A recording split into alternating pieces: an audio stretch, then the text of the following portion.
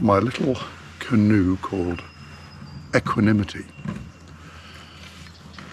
What springs to mind is the book that's probably most influenced me in my life, and that's Zen and Miata Motorcycle Maintenance by Robert Pirsig. It really seems to me that paddling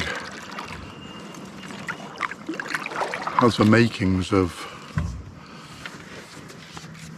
what he referred to as a Chautauqua, I think.